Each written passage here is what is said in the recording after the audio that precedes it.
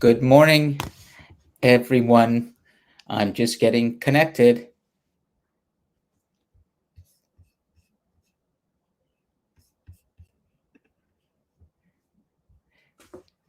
Just checking. Good morning. Good. Thanks, Kirsten. Okay, good. So I know you can hear me. I just need one of you to say that, and then we're good. So I'm just getting our windows ready. I want to talk about the first assignment today. At any rate, what you're looking at right now should be the first assignment instructions posted as an announcement on DC Connect.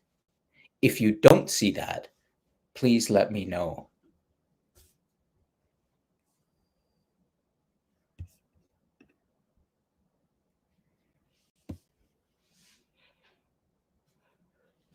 While we're waiting to get officially started, go through the instructions that you see in front of you just to make sure you're clear about them, because we will be talking about this today.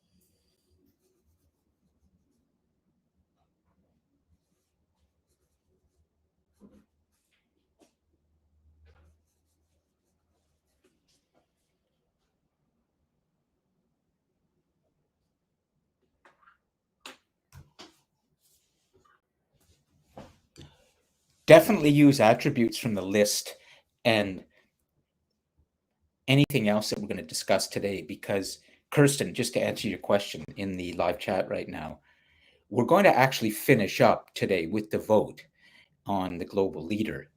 If you remember, this is finally our third class on this, but this is important. That's why I've let it continue. And at the end of the selection of the global leader today, then we're going to just review the list of attributes or characteristics.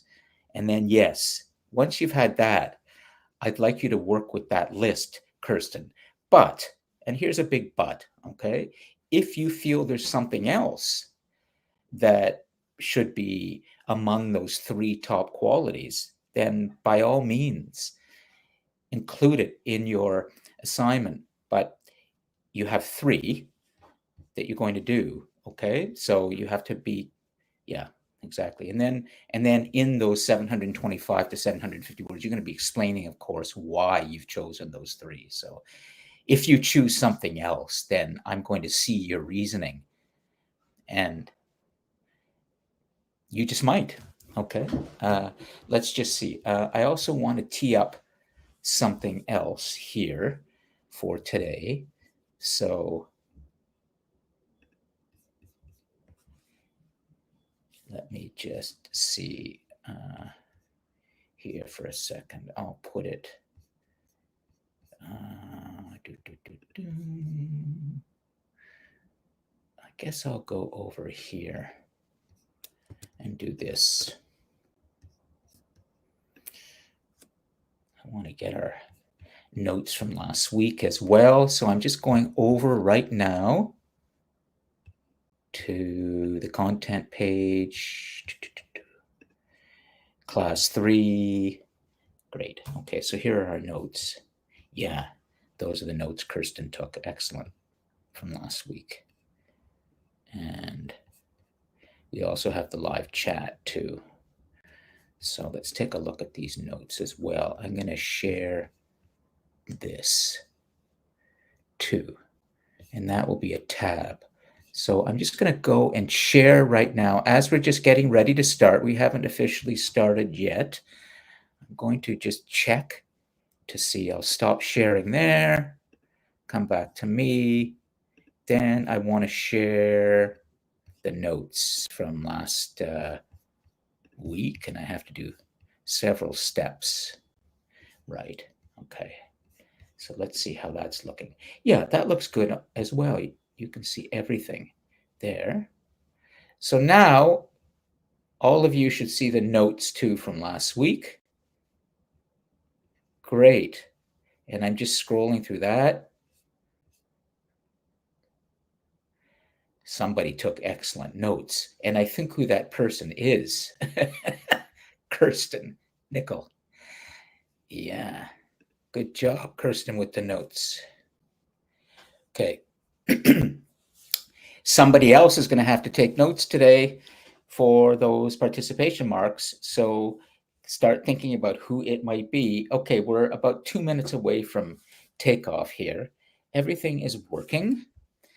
And finally, I will just share right now something that I would like to. Yeah, the program doesn't always let me, but that's when I share this. Yeah, I've got that. Okay, great. So there we go. There is the whole wide world. Not entirely to scale. Just remember, whenever you see this map pop up, it's not to scale. As you can tell, look at the distance between the two halves of the planet, the eastern hemisphere, which is everything east of the Atlantic Ocean, and the western hemisphere, which is, of course, the Americas. That's the distance there. Brazil's getting pretty close to the western side of Africa. That's definitely not to scale. But actually, what you can see in this is just how well those two parts of the planet, or two land masses, the great land masses, the eastern and western hemispheres, fit together, because they once were one landmass. And that's happened a couple of times in the history of the Earth. You might have heard of Pangea, you might have heard of Rodinia, and I love to talk about the Earth and the planet, and short history of the world and humanity's destiny are the two courses where I really do that. But global leader, too, sometimes. Okay, so let's just see. I think we can begin, and I'm just going to have to stop sharing that, bring everybody back here. Excellent.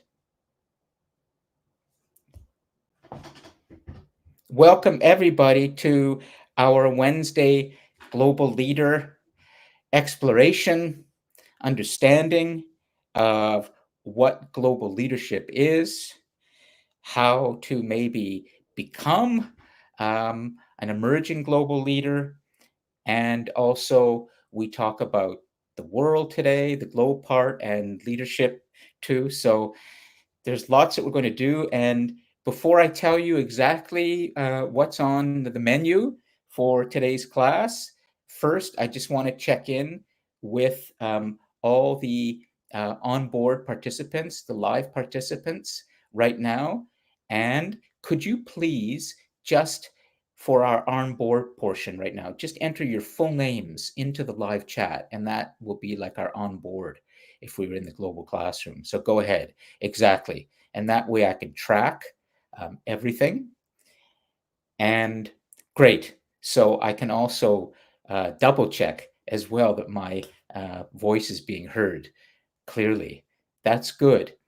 And also, if your microphone is not working, or you know it isn't, maybe you could just take a moment to refresh your memory so that you will be able to unmute your microphone when we need to have a better conversation, but not for now. And also, if your camera is working too, it will be great to see you as well, but not essential. But one thing that really does help is when we can at least speak in real time, and things move along much better.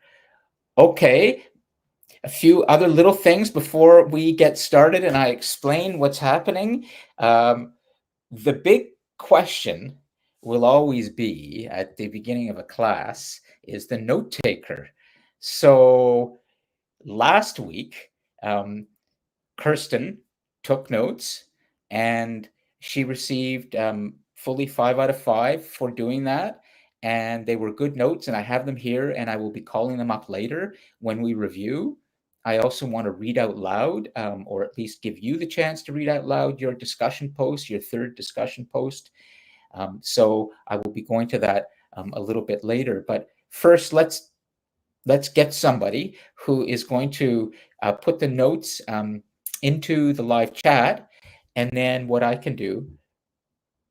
Okay, good. Hi, Sasha. Hi, Miriam. Good. Glad you can join synchronously today. And so I don't want to get too distracted by what's happening in the live chat, but I will come there when I have to. Who would like to volunteer to be the class scribe today, which is a writer, a scribe? Let's see. Before I just pick somebody.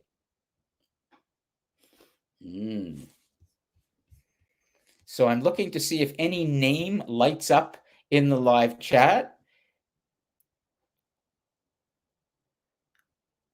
Well, then I am going to do something a little bit creative, which is, of course, what I always like to do. I think you're probably getting a sense of my teaching style by now.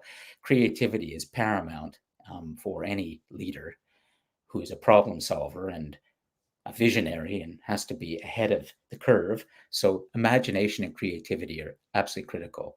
So I'm going to pick from the list of students whose third discussion posts I wanted to read out loud. I'm actually going to pick from the 5 of them, one to be the note taker, because I know that one of those 5 can write pretty well and has received a 5 out of 5 on their discussion post.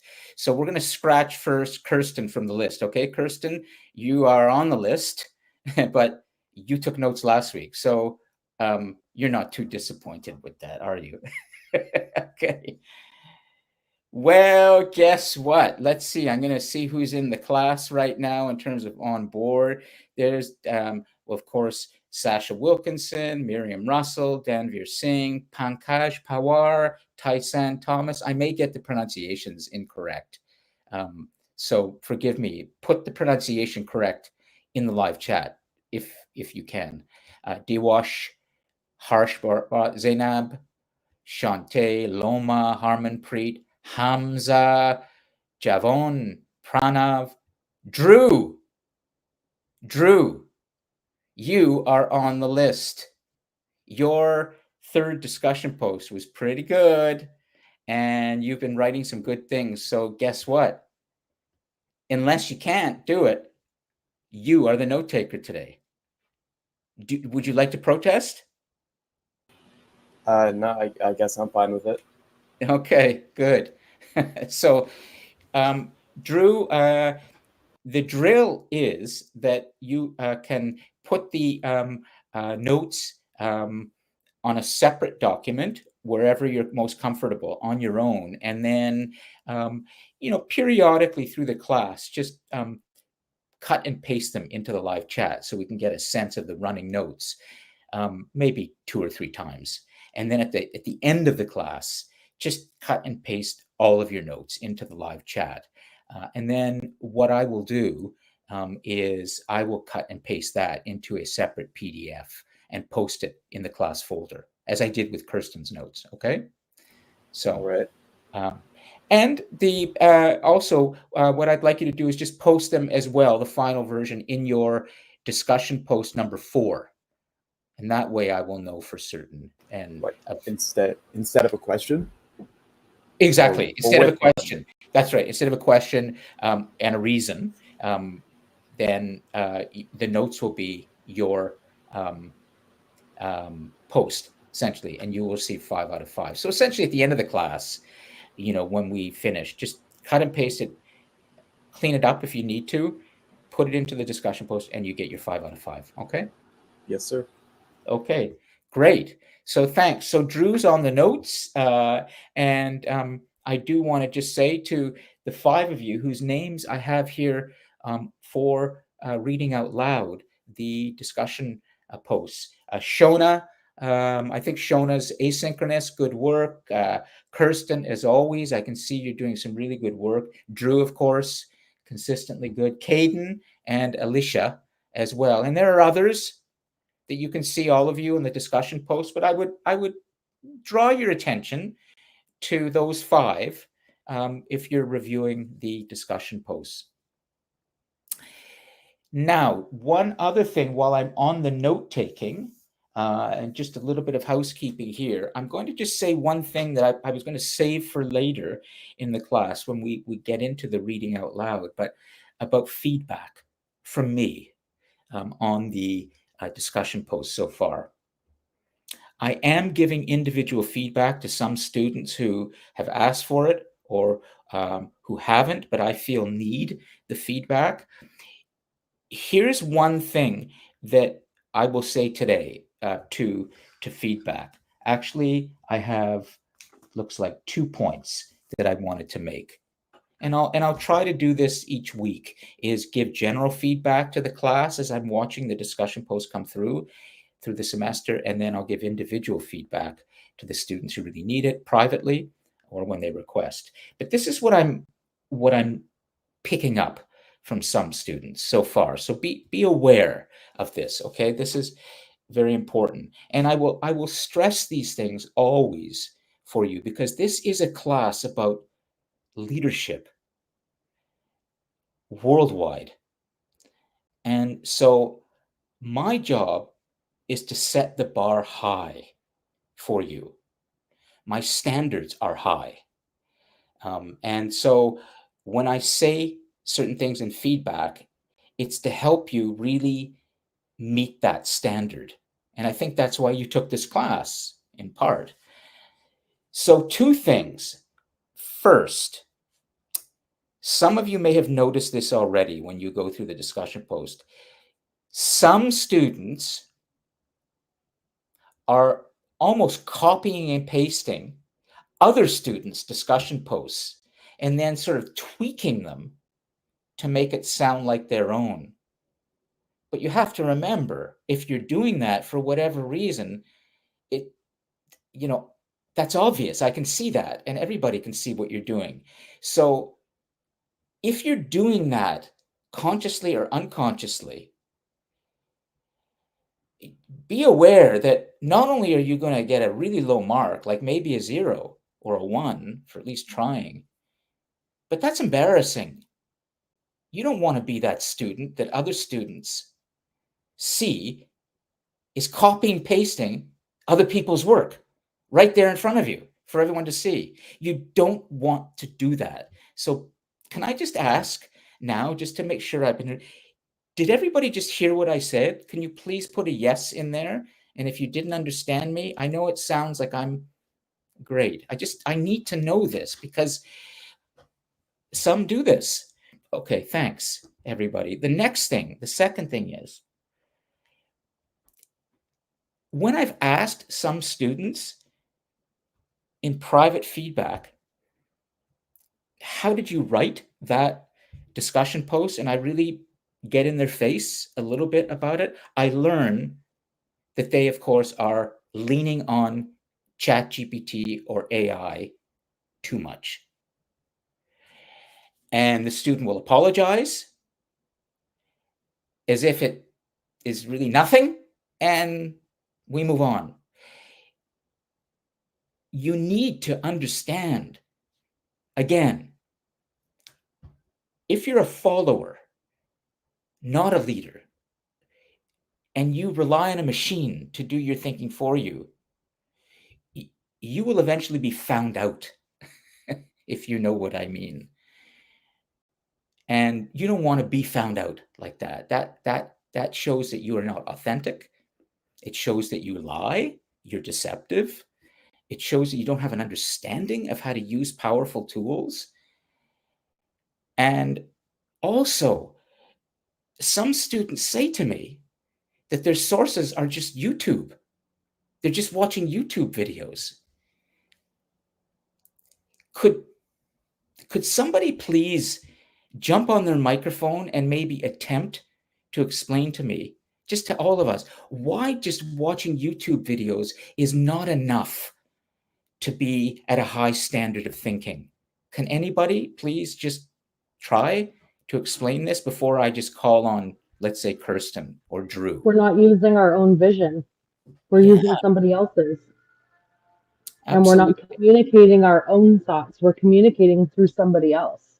And we all have our own thought process and the way that we view the world and certain things. And that needs to be heard. And Kirsten, also, a leader is somebody who comes up with original ideas, right? Yes. So how do you come up with original ideas if you're constantly referring back to what somebody has already done elsewhere? And on a video, Kirsten, I would say, videos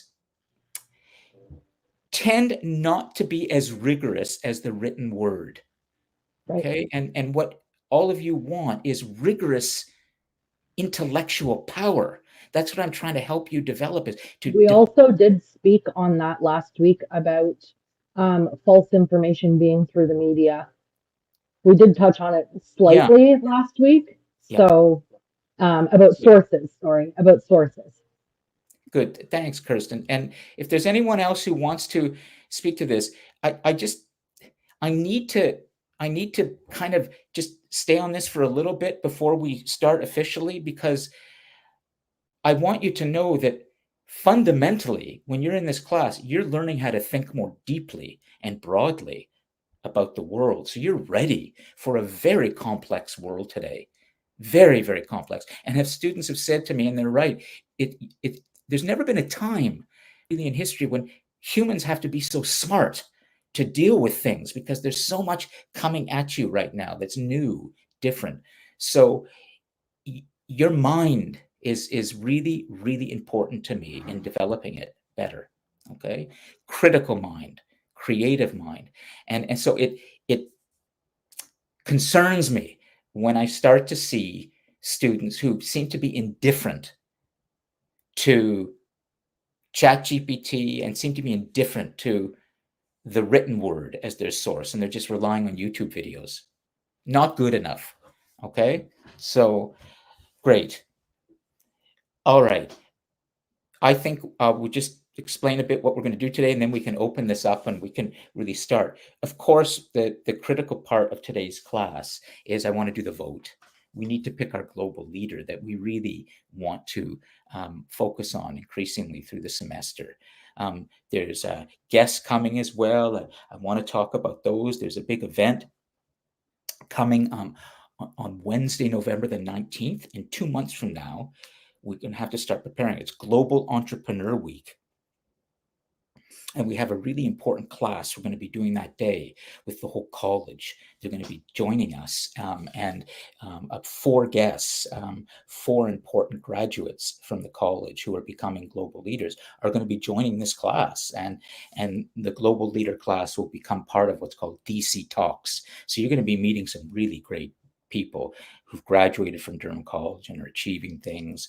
And I want to start getting you ready for that too, to build up to that. So just that will get into Drew's notes, of course, but just keep that in mind. Wednesday, November the 19th, Global Entrepreneur Week. We're going to have a big class on that day with guests joining us.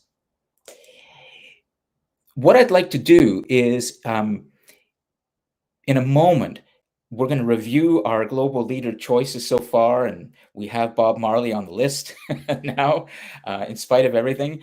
And we will vote, and we will discuss why we've chosen that leader.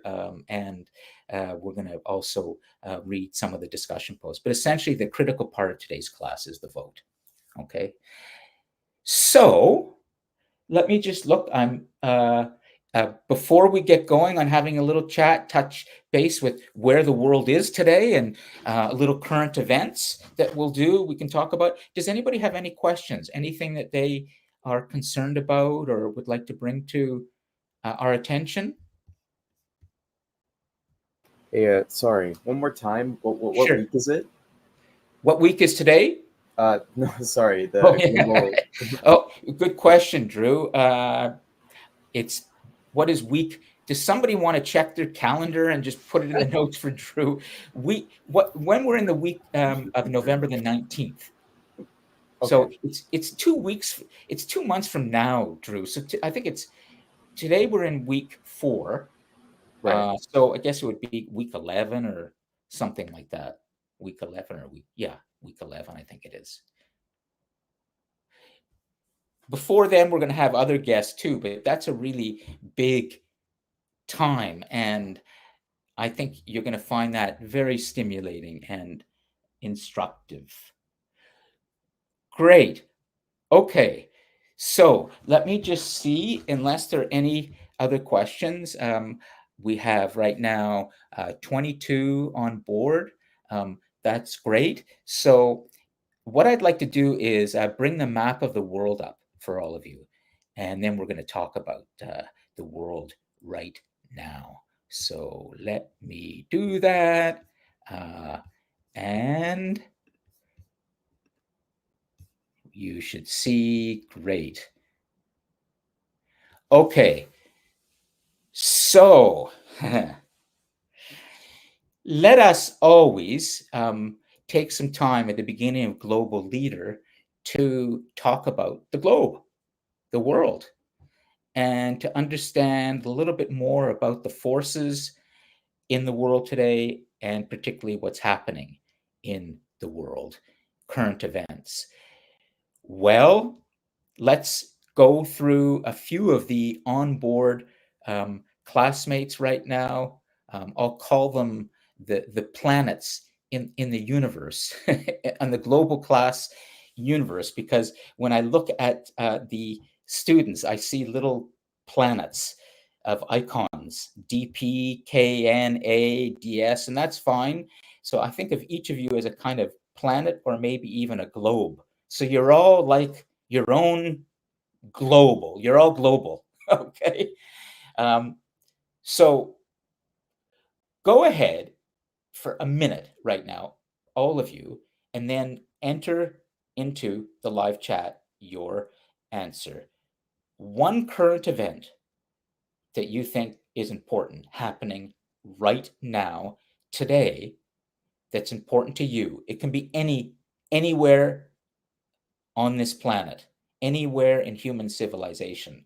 Take a look at the map, have that view, that perspective. You're seeing all the countries in the world, just about 200, 196 or so, have official status, the United Nations. And go ahead and in the live chat, write down a current event taking place. And I'll give you a minute.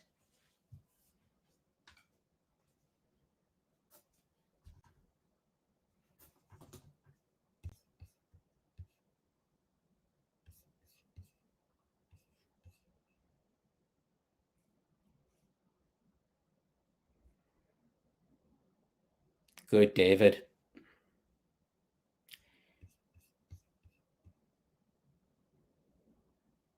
Nigeria, yeah.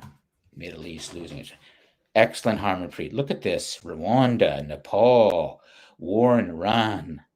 Wow. So much. The ice shooting in Dallas. Oh, I think that might have just happened today and I'm not on top of it. Germany. Excellent. Keep going. Okay.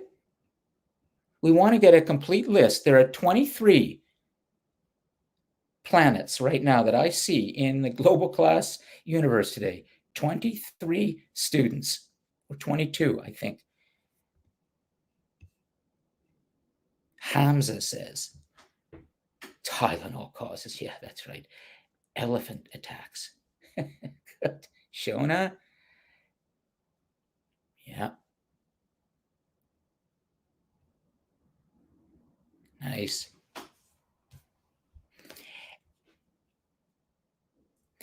As this list is being put together and all of you are watching this come through, try to think of connections. Okay, so as you're watching the choices come in on the live chat, and for the asynchronous students, of course, you can refer to the live chat in the class folder. You will see this. End of world theory trend spreads on social media. Exactly, Tyson.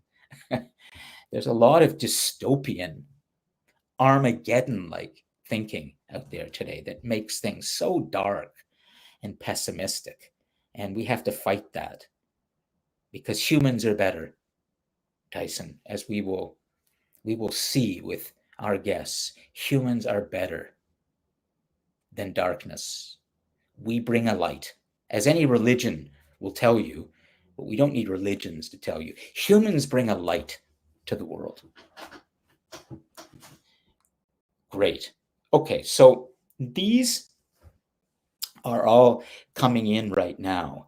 And one of the things that is important to remember about the world today, as we look at all these different events taking place, is I'm going to give you a very big word that will help you to kind of connect all of this. Remember, I was just asking you about, how would you connect a lot of these things? So, for example, let's go back. I'm just scrolling back right now. David mentions terrorist attacks in Nigeria against Christians.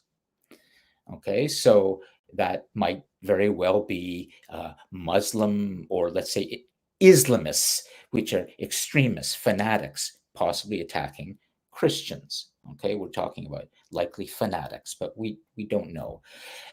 We have the Middle East, we have Africa, Rwanda, of course, from Emmanuel, who helped us to really start to think last week about Rwanda, and why we should be aware of that country, particularly through the experience of one of our global leaders. It's on the list right now, Romeo Dallaire. Drew mentions Nepal, the Gen Z protests, war in Iran. We can go on. I would just like to ask Kirsten for a moment, the ICE shooting in Dallas, which I'm unaware of. Did that happen this morning, Kirsten? Yeah, it happened today. What could you tell us what happened? Yeah, so there's one dead, two hospitalized. There was a shooting in the Dallas ICE facility. They're not exactly sure of the motive, but detainees were among the victims. There's not a lot of information on it. It was just the first thing that I saw on CNN this morning.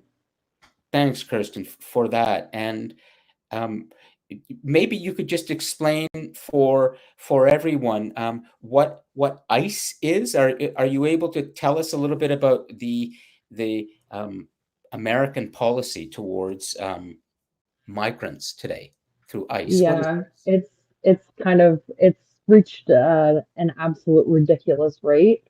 So basically, Trump's administration is trying to get rid of illegal immigrants. So ICE is the government's agency. It's the agency. Thank you, agency that deals with immigration.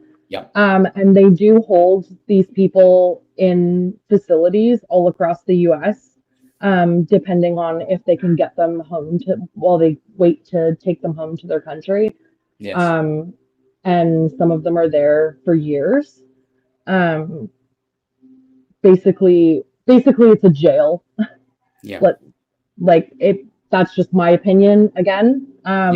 But there was a massive shooting in the Dallas facility today. Okay.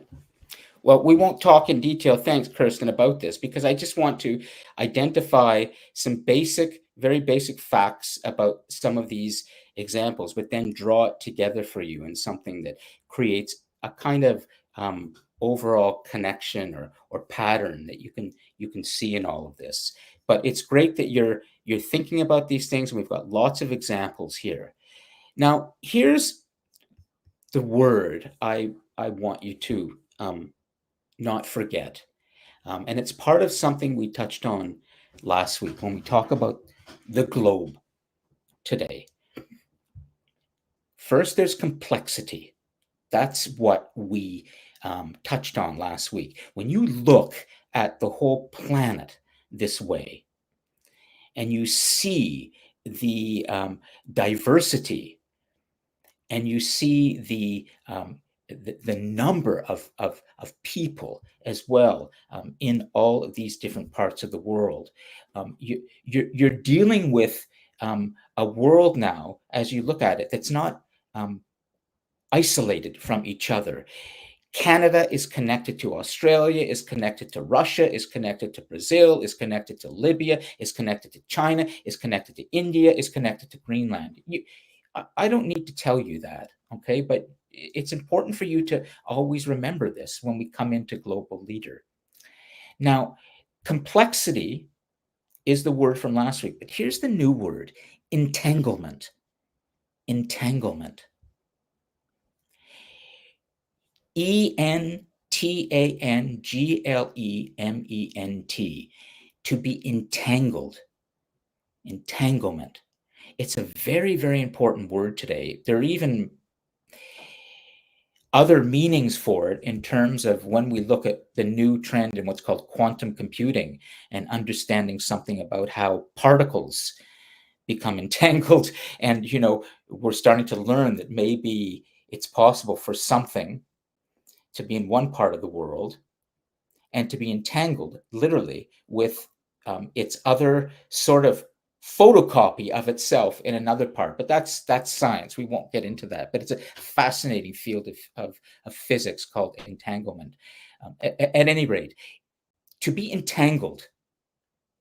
Could anybody try and explain what that is on their microphone? I'm not going to ask Kirsten because I don't want to keep coming back. She's default for us, okay? But somebody have the courage and the energy and the focus right now to actually unmute your microphone and speak, okay? Not Drew, not Kirsten. Go ahead. Just jump on it.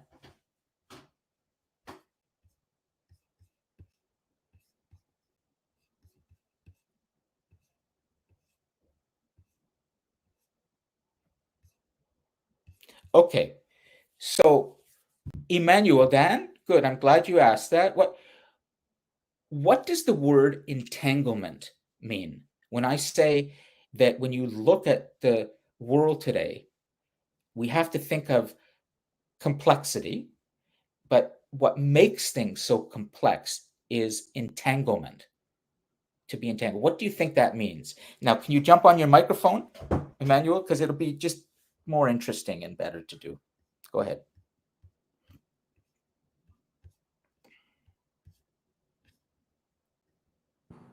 All right. Great. Go ahead. Well, I would say it's kind of like a mixture. It's kind of like a mixture. Like you have different opinions and thoughts coming together. Yes. So that's what I can think of so far. When something is entangled. Oh, Hamza, go ahead.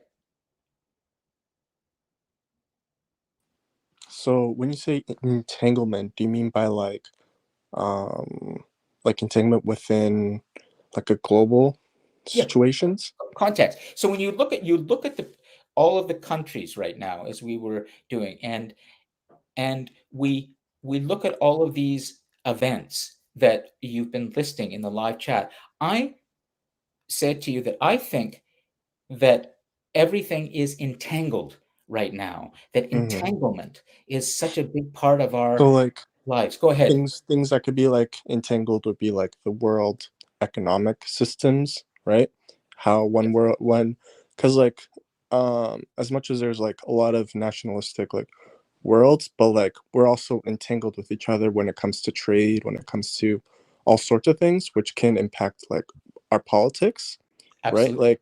Like how American politics impacts our politics here. And so like stuff like that. Yeah. I'm guessing that's what you mean But yeah. Absolutely, that's what I mean. Is that everything is connected to everything else, like that movie, Everything Everywhere All at Once. Do you remember that movie that won the Academy Award a couple of I years only ago? watched a little bit of that. What's that? I didn't finish that movie. I only watched like the first few minutes of that. Yeah, okay. But the title is I watched it and it wasn't bad, but the title is great because it kind of speaks to this sense of entanglement. And everything's happening all at once. You know, we have to deal with the famine in Sudan, and there's the trade war between India and America, U.S. Venezuela conflict, got the war in, Gaza and Palestinians and Jews, and then we've got Zambia now worrying about elephant attacks and Trump, and and so this is entanglement. It means that we're all together with so many things that affect us from so many parts of the world. It can be overwhelming for us humans how we're going to deal with this. And that's what I'm trying to open your mind to today, is this idea of that this entanglement that we're living in right now because of a globally connected world creates a lot of problems for us and a lot of anxiety, a lot of stress. Okay, so entanglement. And what we saw, for example, yesterday, a remarkable scene in the United Nations. Did any of you actually hear about or even watch some of the American president's address to the United Nations yesterday? He hadn't spoken to. I'll come back to that in a moment. Pankaj, go ahead. Yeah, I saw. I watched the video how Trump was reacting. That how countries are competing and using like their like he was being sarcastic in a way that they're not using their brains and all that thing, So Do you know like what he said? Yeah, leaders go ahead. that representative. But he said something very specific, which is what I would call a reaction to entanglement. And you know what he said? He said migration or immigration is a big problem in the world, and that countries that allow more immigrants into their territory are making a huge mistake and that they will fail. In other words, in my estimation, what he's doing is what a lot of people do today in reaction to entanglement. They say, let's disentangle. Let's stop all of this immigration and migration because it's too complicated for us to deal with. So let's shut the borders. Exactly, Kirsten, exactly. He said that some countries are going to hell over their immigration policies. And so it's really important for you to just reflect on this idea of how do we deal with entanglement going forwards without it beginning to create violence, cruelty, separation, division. How can we ensure that we will stay connected, but not to the point where we're so connected that we are having trouble dealing with that? We have to find ways to maintain our connections globally, but at the same time, allow us not to be overwhelmed by the problems that it creates. And I think what you saw with the American president yesterday is he's basically taking a very dark reactionary position. And that is, it's too entangled. The US is too connected to the rest of the world. We've got to cut all of those things. And we just want to be our island, our own little island, and not have to worry about other people's problems. Imagine, if we said to ourselves, let's not think about Venezuela, let's not think about India, let's not think about Palestinians, let's not think about Zambia, let's not think about Germany, let's just think about, living in Oshawa. how would we succeed with such a sheltered, narrow view? So entanglement is causing a lot of this today. And finally, I would just like to add one other thing to this idea of looking at the world as one and understanding the globe, and then we'll move on. We talk about the complexity of this. We talk about entanglement. The reason for this is what's called global thinking, global and local all at the same time. That's your and my dilemma today. We all deal with this. How do you live globally and how do you live locally all at the same time in your mind? How do you think about climate change, for example, which is a global issue? But how do you also just think about the problems in your own dormitory at the college that are very, very local, or your own street? Um, how do you think about a war that's taking place, whether it's in Africa or the Middle East or in Europe or elsewhere, while you're just dealing with the conflict of your own relationship with your brother or sister or mother or whatever? These are all the local things in your lives. But our mind has to make room for all of these big global things and big local things now at the same time. This can be overwhelming. But I want to help you with this. It's called the glocal mind, Glocal. Does that make sense? Matthew, what do you think of that as I explain it? Are you overwhelmed by what I've just said, or does it make sense? Yeah, I guess it made sense that we have a very interconnected world, but I'm not entirely sure what we are discussing fully, because I'm not fully understanding it. Okay.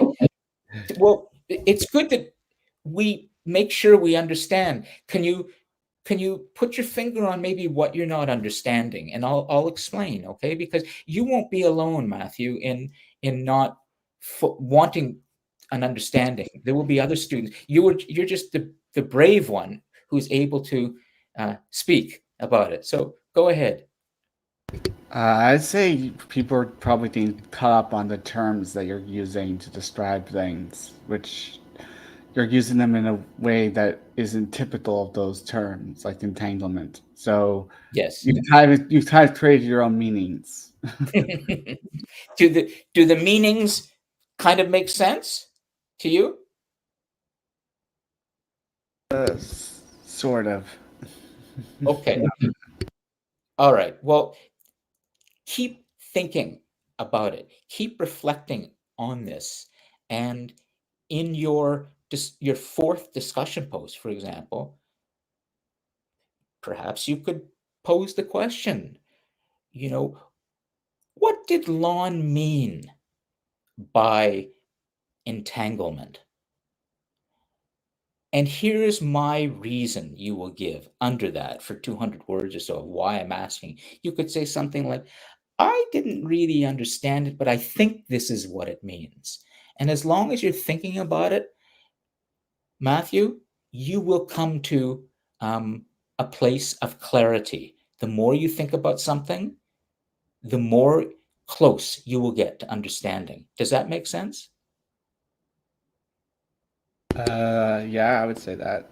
The more you think about it. Do you know that there is a very well-known tech entrepreneur? I can't remember his name exactly. It might be Sam Altman, the founder of OpenAI. It might be Elon Musk. It might be any number of really well-known innovators in the tech field. And the person was asked, how do you solve a problem? Like, how do you deal with a problem that just keeps confusing you and confounding you, and you're not sure what the answer is? And this person says, I just stare into it. I just stare into it. I actually put up and I write out the problem, and I tape that to the mirror of my bathroom. This is true.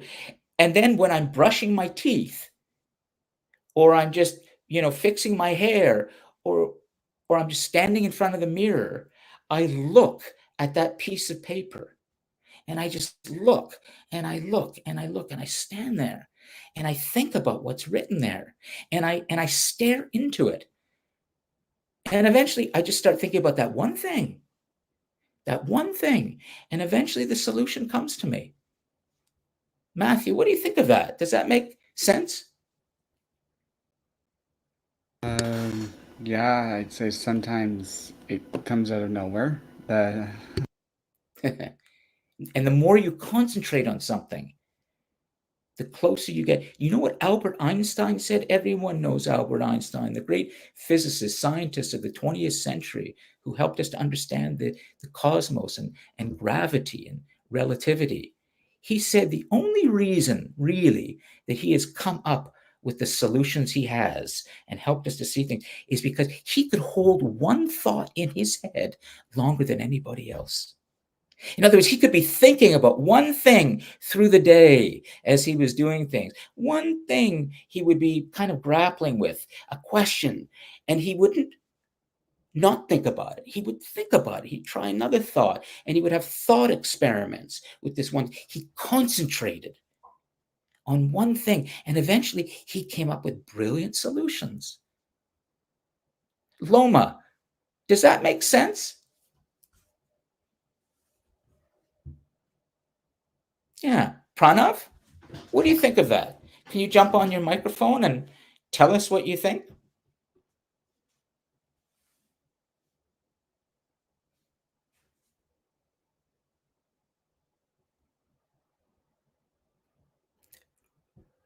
Oh, Rhea's in the class. She's on board today. I know we'll get something good from Rhea. Rhea, are you able to jump on your microphone?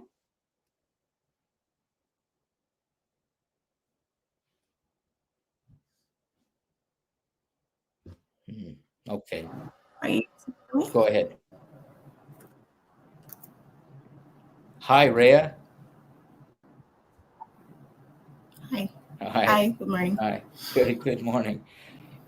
In what I just said about concentration on one problem, thinking about that one thing, did that kind of make sense, or do you want me to review it? I think it makes sense, especially in the context where you said you wrote your problem on the notepad and you looked at it. I think it gives the mind something to think about, especially when you're doing like minimum task, like brushing your teeth. You won't be thinking like, without the notepad, you won't be thinking like, how do I solve this? How would I go about this? It's like you give yourself different scenarios, like, all right, maybe if I do it this way, maybe if I do it, and you'll be thinking about it throughout the entire day. So yeah, I think that's Exactly. good. And I love the idea that you go ahead. you write it down and then you tape it to the mirror, in a corner of the mirror, and you just look at it. It's great. But thanks, Rhea. Just before we move on and we get to the global leaders, and start voting and reviewing what we've done, I wanted to ask you all a question, and this will help me going forward. So please, oh, look at this. Look what Drew just posted. Excellent, Drew. Nice. So we can review that a little bit later. But everybody, look, we've already got a running notes, and Drew will update these later, and I will post these, of course, as notes later. But please listen for a moment, because I'm going to ask you all a question that I'd like you to answer to yes or no. And if you don't want to answer it, it's okay. But it's really important that I know this. As you know, there's a strike. And I'm going to conclude the current events part of the class right now by telling you something and then asking you a question. You may not be aware, but the union who are striking and the management are not talking. We got a note about this week. In other words, there's no negotiating going on right now as we have this class, which is a really bad sign.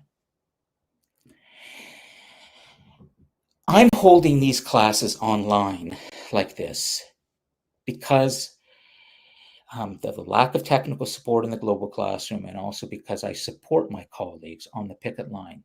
But at the same time, I'm really starting to worry about you, my students, and about not having that in-person part of the class. Here's my question to you, okay? Yes or no in the live chat. All of you, please answer if you can. Would you prefer that next week's class 5, next Wednesday, be back in the global classroom in person, even if the tech is not working as well as I'd like it to? Yeah. Keep going. Thanks. Excellent. The more the better, okay? And nobody's going to have any marks deducted for any answer. This is just to help you get the best educational experience, because I am concerned about the lack of in-personness in this course so far because of the strike. And so Harsh says yes. Tyson, that's 2. Okay, either way, Kirsten is 3. Both are fine. Hamza, yes, yeah, yes. Yeah, Javon. That's a strong yes, Javon. I would say with multiple S's. Yeah, okay. I think Rhea, yes. Alex, no, it doesn't matter. Okay, fair enough. Yes, Emmanuel. Yep, yeah. Yeah, I'm seeing. Yeah, it's largely yes. Okay, here's my conclusion. I'm going to do some serious thinking about this between now and next week, okay? And I'm going to do everything I can to get back in that classroom. And I do feel ultimately that there's an element of your educational experience this semester that you're not getting, which is live interaction with me and each other. You need that. And so thank you for all. Did everybody answer? Let's see. Shantae? Hold on. I really want to see, but maybe. Okay, yes. Thank you, Shantae. Got it. Okay, and I don't want to pressure the both are fine. Okay, great. So we're going to move on to the main event today, which is the vote and our global leader of choice. Hold on. Let me just check and see what's coming in the live chat. Yeah, you're right, Pankaj. No. The most important part of any class, Pankaj, today is the human part. And we often get so sidetracked by the tech. And I'm always trying to fight that and make sure that human part is maintained. We can mix it up online too, Javon, but you know what? Here's the problem. We can, but then it's not the same as being in person, right? And then if you're not able to mute or unmute, microphones and cameras, it's kind of not as real. What do you think about that, Javon? It's just not the same, right? And in the end, you're not really getting that full human experience. So I will think hard about this, and I will let you know what my answer is. But I'm definitely leaning towards being back in the classroom next Wednesday, no matter what. Yes, good. Okay, well then, why don't we do this? Okay, we're going to switch this a little bit, and then we'll go to the global leader as the big N and the climax. But let's get to the discussion post, because Hamza has asked that, and I think that's really a good place to go. So here's what I'm going to do is just let me share something with you. Okay, I am going to share the discussion posts right now. Give me a moment. And you should see right now the DC Connect, and I'm going to go over to the discussion post in a moment. So hold on. And where am I here? I am there. And I think I've got it here, don't I? Yeah. Okay. So here we go. I'm going to go over to the discussion post. I'll come back to assignment 1 a little bit later. Global leader discussions, class 3. That's last week. And let's go to Drew. Drew, can you just jump on your microphone for a moment? I can't see you or anything, so No I need to problem. hear you. Great. Okay, I'm going to scroll down to your post from last week, and perhaps you could do us a favor. Just a moment. It's coming. Yeah. Here we go. Drew, are you able to read it from what I'm sharing? Yeah, we can all see it. Excellent. So, Drew, could you please read your discussion post from last week? Go ahead. My question was, does someone become a global leader just because people say they are? And I'll just start from the very beginning. Great. Also, sorry, I'm a little sick right now, just in case something happens. But do you want me to read it? No, that's fine. I got it. Don't okay, worry. Great. Go ahead. Following Charlie Kirk's assassination, there appears to have been a shift in the way his legacy is presented. He preached division and advocated against gun control and abortion rights, alongside many more negative views, in my personal opinion. Mm-hmm. While he was an independent political commentator, I have that in quotations because he had close ties with the Trump administration, he never deviated what was coming from them. Not even during the Jeffrey Epstein thing, where eventually he just said, okay, guys, I'm going to stop talking about this because they said to stop talking about it. Right. I write all of this to say that after his passing, he seems to have become a martyr for free speech. It looks like a lot of the actions that are currently being taken by the government after his assassination are treating him as if he were much more important than he was. And I know how that sounds, so I just wanted to give an example. Like a few months ago, there was just a guy in Minnesota who had a hit list full of different Democratic lawmakers, including Tim Walz. Yes, the governor of Minnesota. Yeah, he was running to be the vice president for the Democrats. That's right. By the time he was arrested, he already had killed 2 people and 1 dog, and seriously injured 2 others, and they were all on his list. After that, like flags, nothing really happened. I feel flags were not ordered to be lowered. Like they weren't really respected. I feel. Yes. And those involved, like Tim Walz, as I mentioned earlier, he was insulted and he was somehow put to blame for that, called crazy. And then if I compare it to Charlie Kirk's assassination, flags were lowered all over the country, even flags in like West Hollywood and pride flags. Yes. And then the European Parliament, they wanted to carry out a moment of silence, which didn't happen, but they attempted to do it. And to me, he wasn't a global leader, but does he become one because he's being presented and treated as one? And that's what I had to say. Excellent, Drew.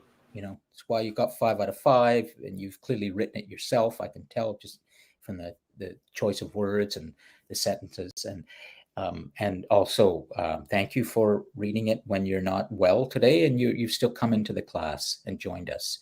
Much appreciated. Does anybody have anything they would like to say to what Drew has written before I ask all of you a question? I'll come back here.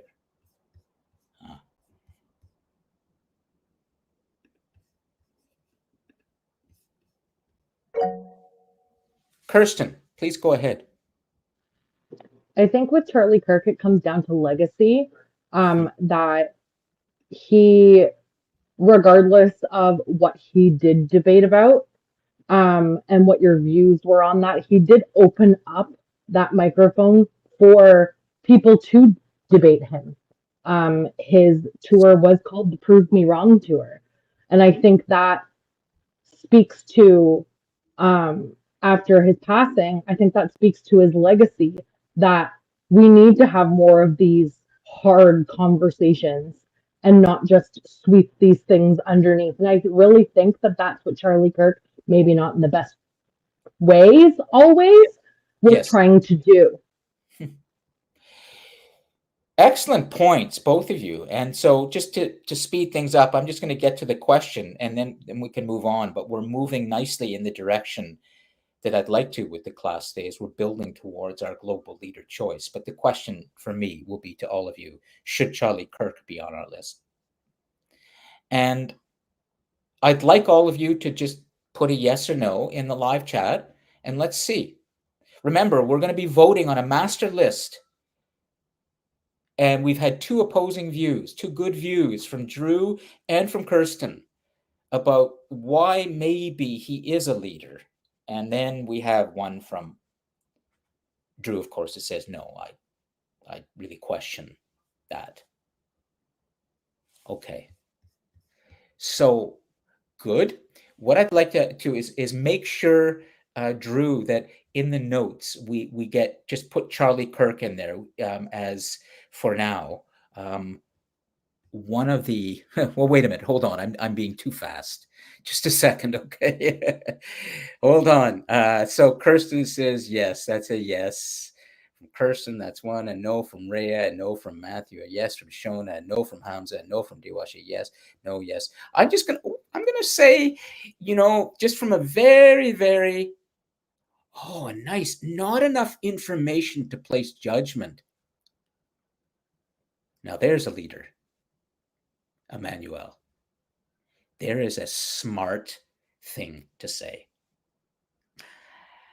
Not enough information to place judgment. I'm going to say, just for the sake of moving things along, that we'll put him on the list and vote on him later, okay, with everybody else. But I'd like to point out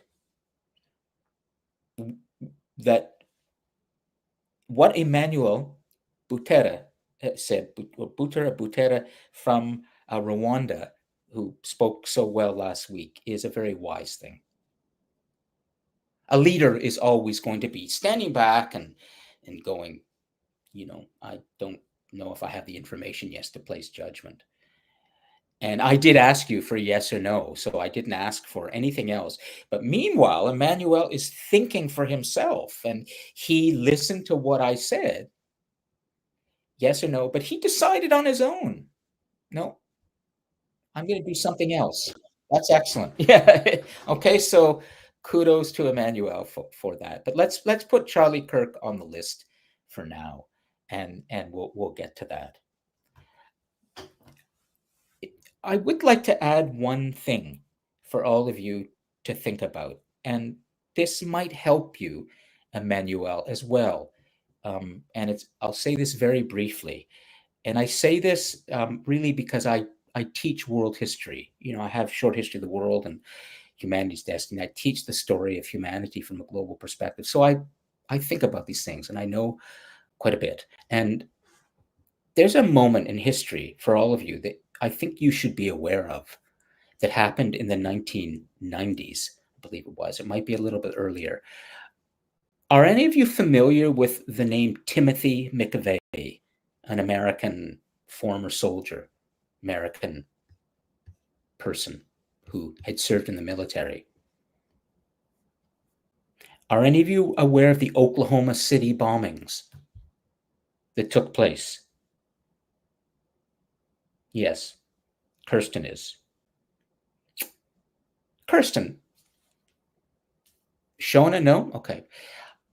In order to understand something about the level of violence that exists today, a lot in the United States, but not necessarily around politics. There is an event that is really important you understand about what Timothy McVeigh did. He was eventually executed for this. He was caught for his crime.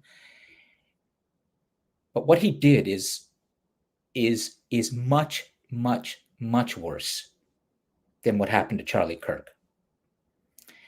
And I don't want to diminish in any way Charlie Kirk's campaign and what he did, and the life that has been lost, and what his family is going through, and his wife, and many of his supporters. But Kirsten, can you briefly explain what you know about the Oklahoma City bombings that has happened in my lifetime?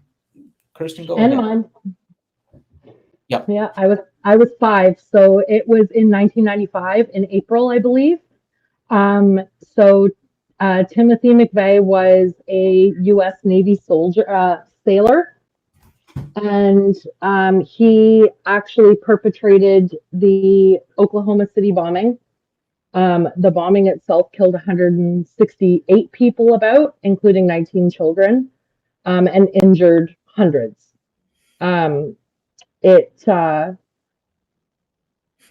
It was one of actually named one of the most deadliest domestic terrorism acts in U.S. history.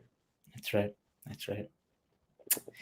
Can you imagine everyone that an American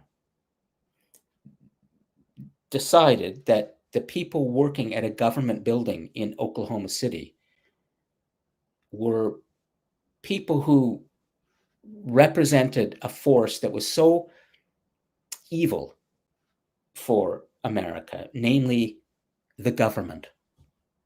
He hated the government. Hated. And in a very reasonable way, for which he never, ever, up until his moment of execution, he never expressed any remorse. He planted a bomb in front of a government building in Oklahoma City and detonated it. He brought down a lot of the building and many, many of the people working in that building, the bureaucrats, the government workers. Think of that act of violence and that act of hatred and that act of what he felt was a reasonable revenge against a government that was too oppressive and too controlling. And also he expressed similar views that some of the MAGA, Make America Great event people express too, which is there are not enough white people in the world anymore. There's too many immigrants. Get them out of here. We want America to be white. This is disturbing, and this might help you to understand that what took place with Charlie Kirk has deeper roots in American society and deeper roots in our divisions today, and we must find a way to rise above this. But I think you would agree with me that what he did is far greater than what happened to Charlie Kirk in terms of the people who died. Hamza, please go ahead.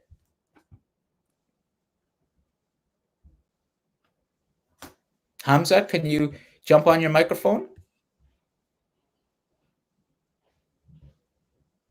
Okay, so I see your hand is up, but we'll come back to that. So, Sorry, can you hear me? Yeah, go ahead.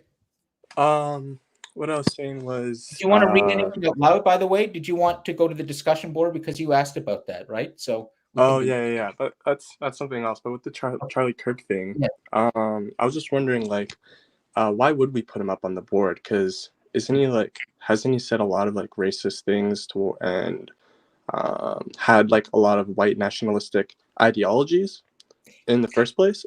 Sure, he's had like visions of more like debates, but like his debates weren't even really that great. I'm not gonna lie, because most of the time it would be interrupting, and the way he held the debates would be kind of like huge crowds of MAGA just like going against like one person who's on the left, and basically calling the left radicals and insane most of the time throughout the debates. So I Yes. don't know if we should be going for someone as a leader for that in that kind of sense. I don't know, but yeah. No, and he excellent point. You're all, what I like is, you're all engaging, with these important people and events and ideas, and really thinking. And the reason we put him on the list was to really respect what Kirsten had said, which was she was giving another perspective, and saying that he was putting himself out there on his campus events by sitting in front of all of these people and having them challenge him.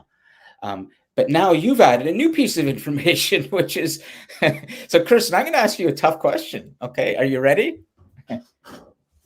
Yep.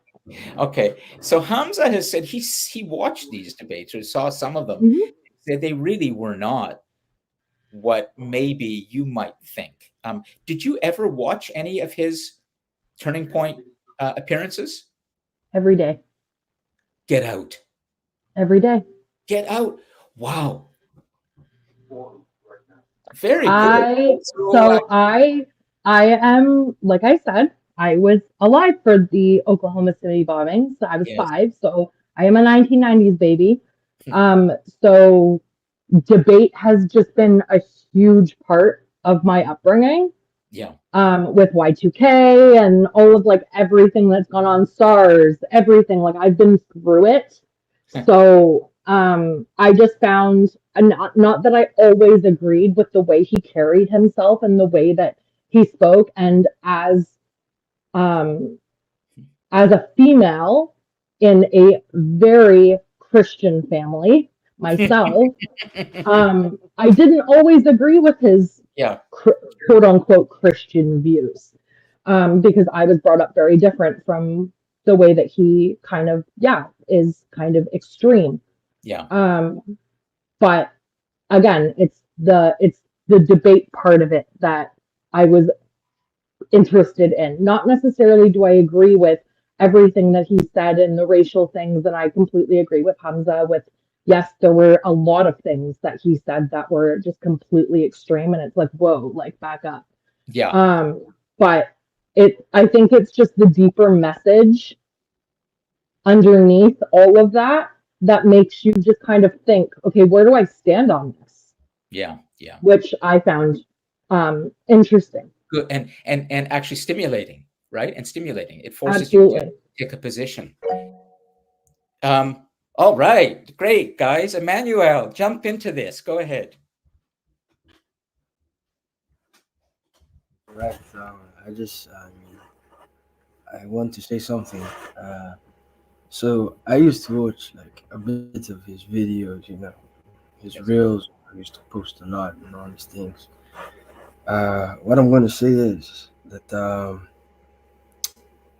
if I had an opinion, right, and maybe I want to take it out there, you understand? Yep. And I want people to hear my opinion, and I want people to judge on it. I want us to have a genuine conversation with no bias. I mean, you have your understanding, I have my understanding. Let's bring it together and let's challenge each other, because I believe from there is where more ideas of understanding, where I understand, oh, I might be wrong here, oh, I might be right here.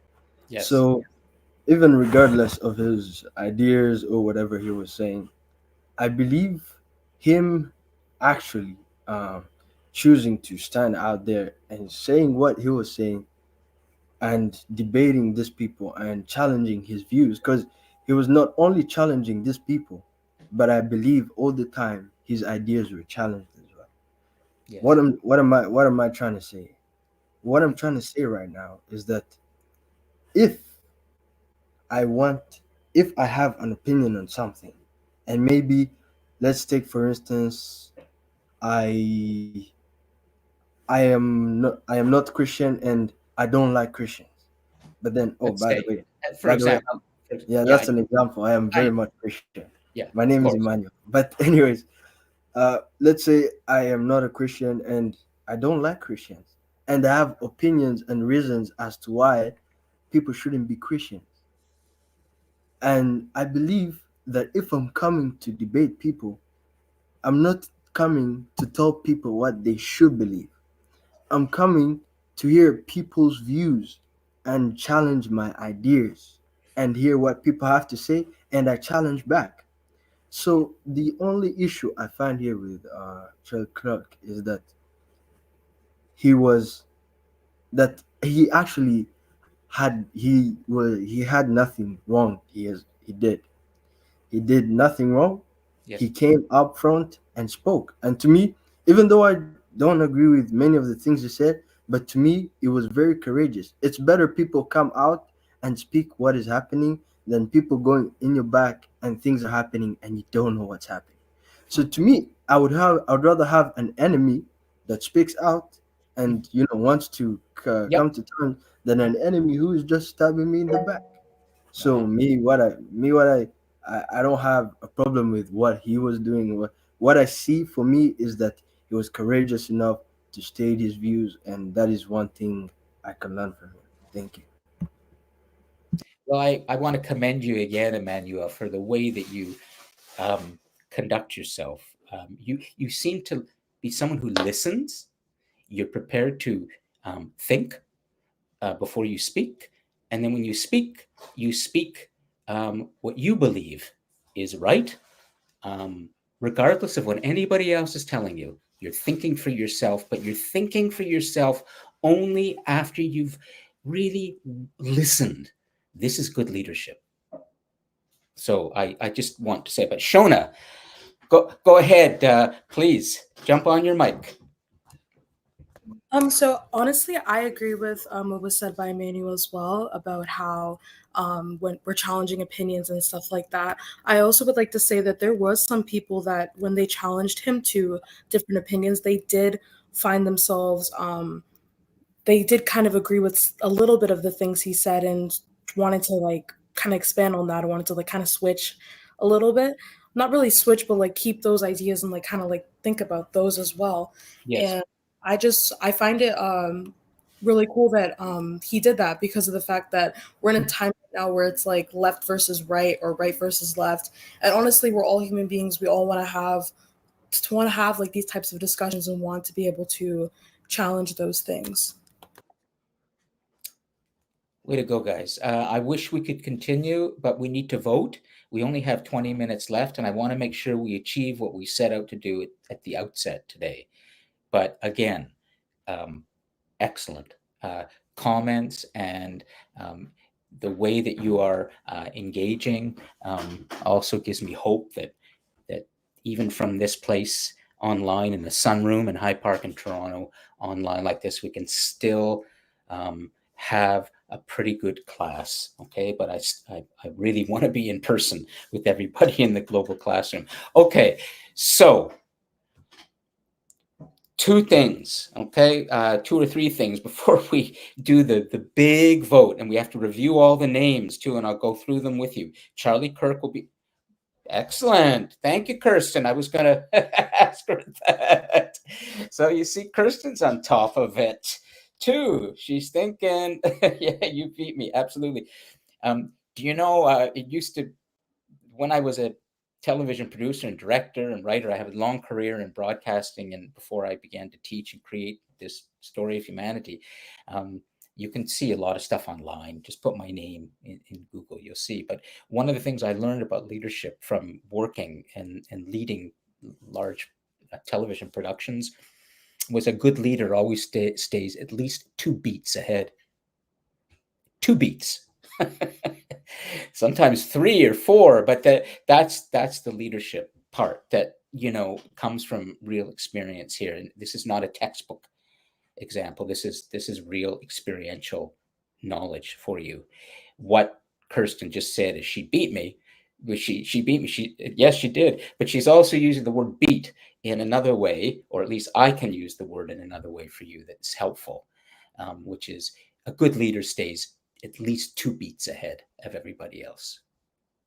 You can take that to the bank, guys. So the difficulty is being able to use your imagination and having trust in your own creativity to be thinking beyond everybody else and then actually act on that. Okay, so before we do the vote, we'll get the complete list and then we're going to conclude. I just want to point out assignment 1 for all of you that's coming. Okay, I said, and I'm just going to share this with you.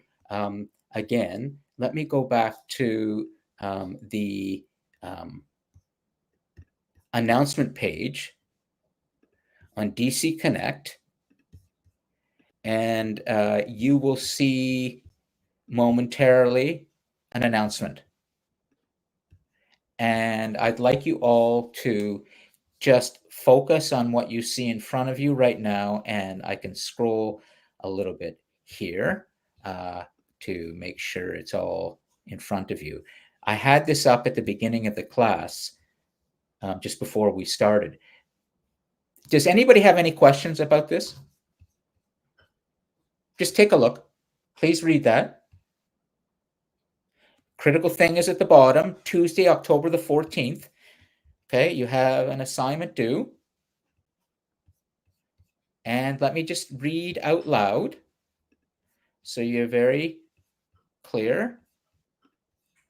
Assignment 1 is due Tuesday, October the 14th. It should be between 725 to 750 words and should discuss what you believe a global leader's 3 most important qualities are. It's worth 15% and is out of 10 and will be graded as follows. And you can see the grading scheme is similar to what you have every week for your discussion posts. Everything else is pretty clear. You've seen that before, but I would make sure you're familiar with it. There will be a Dropbox open. It's already open. Let's just see if anybody has any questions.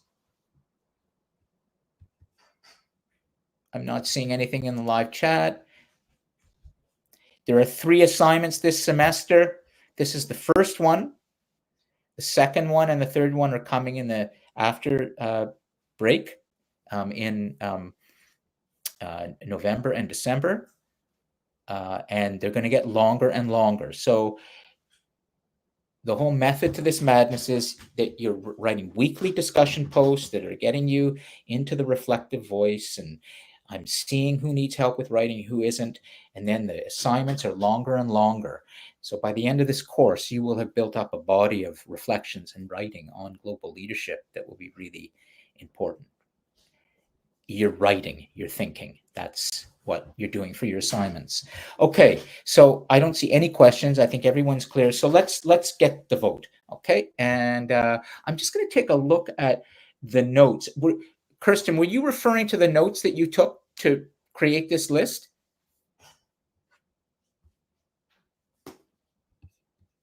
Yeah, okay. So I think this is the list that we're going to work with, unless we want to add anybody else to it, which we can, or Drew, if there's anybody else in the conversation today that is in your notes that we should put in there. But I'm just going to read these out loud, okay? And then we will vote one at a time, and we will do it as we've been doing it with other voting so far today, which is yes and no, instead of claps. That way we'll have a good record of it in the live chat. So we have Greta Thunberg, and that should be Thunberg. I think it's Thunberg, not Thunberg, but that's okay. We can correct that later. Don't worry about that. But I think the spelling there is not correct. Bob Marley, Nelson Mandela, that would be with one L. Nelson Mandela. Bernie Sanders. Bernie Sanders is Bernie Sanders. I think it's Bernie Sanders. Not Sanders. I may be wrong. Paul Kagame, the president of Rwanda, whom Emmanuel explained so well. Romeo Dallaire, the general who had been there, the Canadian general who's been such an advocate for mental health. Jean Chrétien, former Canadian Prime Minister. Sam Altman, the founder of OpenAI. Kobe Bryant, basketball player. Charlie Kirk as well, question mark, but we've got him on the list.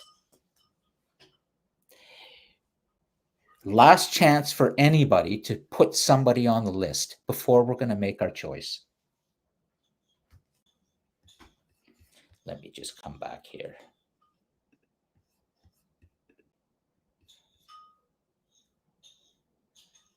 Okay. Well, maybe we should do it this way. Not with yes and no. The easiest way would be to do a digital form of clapping. Normally, what I will do when we vote on something in person is you will all have a chance to clap once. In other words, for one choice. You can't clap for any more than one choice. But when you clap for your choice, you can clap as long as you want, and that's it. But we'll do this digitally, okay? So your clap will be the little icon that you use for clapping. So I will mention the name, and then we will see. Oh, we could, Hamza. The problem is I don't know how to use the poll app here yet. I haven't had a chance to prepare. So I don't want to do tech stuff live too much because it takes too much time. Another day we'll do a poll, okay? So let's try this, okay? I'll count the number of claps, number of icons each time, and whichever choice has the most icons wins. Okay? So let's try. First, remember, when you choose, you only have one choice. Greta Thunberg. Let's see what comes up. Anything? Drew, go ahead. Do you want us to raise our hands or like put a clap in the chat? Exactly. Put a clap in the chat. Put a clap in Okay. the chat. Yeah, exactly. Thanks. Clap in the chat. So I'll just count the number of clap icons each time. Okay. So let's put, I'll write in right now the name. So Greta Thunberg. Okay. Go ahead. Vote. Let's see if any claps come in there. Okay. 0 claps. Okay. Okay, here we go. Bob Marley. Just a second and we'll get the. Go ahead. Okay, hold on. Javon, did you want to put that for Bob Marley? I'll put the name in. Do it after I write the name, okay? Okay. Yeah. So go ahead and put Javon, put your clap in Bob Marley. That way we'll have a record. Javon, good. Shantae, good. Now it's working. Keep going. Wei Jen, good. 3. Rhea, of course, even though Rhea brought attention to the other side of Bob Marley, I think you've really shown sophisticated perspective. Okay. 5. 6. Loma. We have 24 or I think 23 in the class. So 6. So we don't yet have a majority here. Okay. So there we go. Bob Marley has 1, 2, 3, 4, 5, 6 votes. So Javon, Shantae, Wei Jen, Rhea, Tyson, and Loma cannot vote again. Next, let's do Nelson Mandela and see what comes up. So wait until I write the name. There we go. Hamza. Good. Pranav, 2.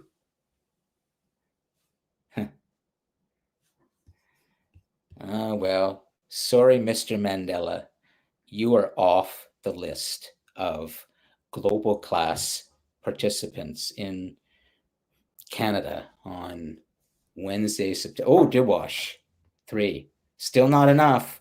The leader right now is Bob Marley. Okay. Let's see. Let's go. Now, I want to check correct spelling of. Could you do me a favor, Kirsten? Could you check the correct spelling of Bernie Sanders? Oh, I'm pretty sure it's this. If I'm wrong, it's Bernie Sanders. Okay, I'm pretty sure I'm correct, but if not, Yes, your spelling is correct. I'm correct. Yeah, good. Okay, so I'm going to say 0 claps. I'm pretty sure there's going to be nothing there. Good. Okay. So let's do this interactively and collaboratively, and then it's really working. What's the next name I should write in there, Kirsten, after Bernie Sanders on your list? Paul Kagame. Paul Kagame, and I'm pretty sure we're going to get a vote from Emmanuel, right? Yeah, there it is. Okay, Alex, 2. Matthew, 3. Can Paul Kagame compete with Bob Marley? Doesn't look like it. Okay, next one, Kirsten. Romeo Dallaire. Romeo Dallaire.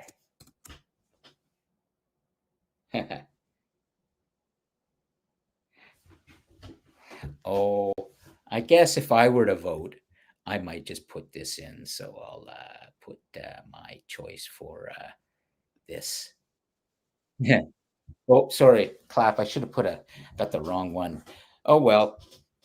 So we got to keep going. Who's next? Kirsten. Jean Chrétien. Jean Chrétien. Yeah. Oh, Fatima, are you putting Romeo Dallaire or Jean Chrétien? I think. That's for Jean Chrétien. Putting Jean Chrétien. Okay, could you put that under his name, Jean Chrétien, so we have a record? Sorry about that. No problem. And I suspect, Kirsten, you're going to want Jean Chrétien, right? But maybe not. Maybe Kirsten has decided on another choice, even though she suggested Jean Chrétien. Okay, who's next, Kirsten, on the list? Sam Altman. Sam Altman. Oh, wait. Okay. 0. Oh, Matthew. Okay. 1. Matthew, did you already? Oh, you can't vote for 2 people, Matthew, and you already clapped for Paul Kagame. Okay. So Harmanpreet, I'm starting to sense that this might be Bob Marley, but let's see. We've got 2 left. I've gone back up the list, Kirsten, so not to work. Kobe Bryant.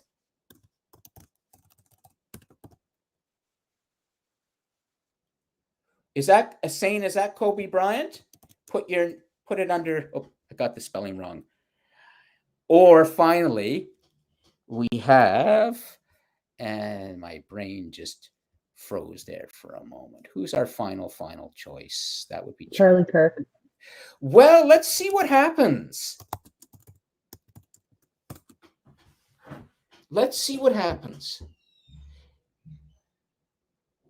Okay, Kirsten and Shona, and I really like the way you're thinking on this. Very, very, because of the way but Shona and Kirsten, sorry to break the news, but I think you were ready for this. Guess what, everybody? Our choice for our global leader going forward this semester, as we explore this more in depth, is Bob Marley. So Bob Marley wins. Okay. 6 people. Way to go. Let's come back to those 6. We have Javon, Shantae, Wei Jen, Rhea, Tyson, and Loma. And as we conclude, I'm just going to conclude the class with this observation, okay? As I let you go right now. There were other things I wanted to explain about our choice. We had 5 who didn't vote. Very important. And why is that? Why did 5 not? I'm going to put that into the live chat. Where are you? The 5 of you. Yeah, well, I'm afraid that's the way it goes. It's only the people who remain, the ones who vote. So Bob Marley is it. And I want to point out something. Still not enough. Paul Kagame is still not enough. There were 6 for Bob Marley. I'm going to leave you with this thought. I think this will help you as you reflect in your 4th discussion post, and maybe even in your first assignment in terms of essential qualities. Notice 2 individuals in this class who have done something today that demonstrates real independent thinking. And I'm not including Emmanuel in what I've said about this.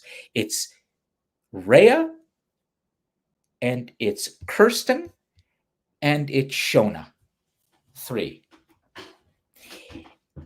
You have all used your own critical thinking, your own judgment, and you have come up with a choice that involved even negative information, critical information about your choice, and you still made that choice. That really shows leadership, because you're not just going with the flow.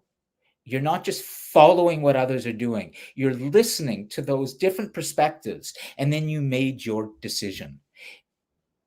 Shona, Kirsten, and Rhea, do you agree with me in what I'm saying about the 3 of you? Go ahead and just Yes. in the chat. Because I think that's a very, I'm trying to teach you all important characteristics of leadership through our conversations and through our interaction, not with just PowerPoints, etc. And this is something I would say, if I would even have a whole PowerPoint slide devoted to critical thinking and good judgment, the ability to take in information that is not really in agreement. And yet, in the end, you still decide on your own. That shows courage, that shows independent thinking, that shows critical judgment. Way to go, the 3 of you. And Emmanuel, as always, excellent judgment. Okay, everybody, so we're at 11:45. I'm going to conclude. You have a 4th discussion post due, of course, next week. You have your first assignment that's due in about 3 weeks or so, on 14th. If you have any questions, you can always email me. Does anybody have anything they'd like to say before we conclude? We now have our global leader going forwards, Bob Marley. In spite of everything. Okay. Have a great week. See you in class. I hope in person next week. Bye-bye, everybody. Thank you. Take care. Take care. And Drew, if you're still with us, don't forget to just, before I save this, I don't know if you're still there. Yep, Drew? still here. Yeah, just cut and paste the rest of the notes or whatever you have, just put it in the live chat. And then don't forget to put it into your discussion post, number 4, and we're done. Okay? Thank you. Excellent. Oh, you even did the votes. Good. Good stuff. So we've got everything here. Okay, I'm going to save the live chat. Here we go. Got it. Drew's notes are done. Everybody's done. No more questions. I'm going to end the live stream. So for all the asynchronous classmates, if you have any questions, just shoot me an email. You know where to find me. And, I've got the wrong one. Here we go. Stop live stream. See you.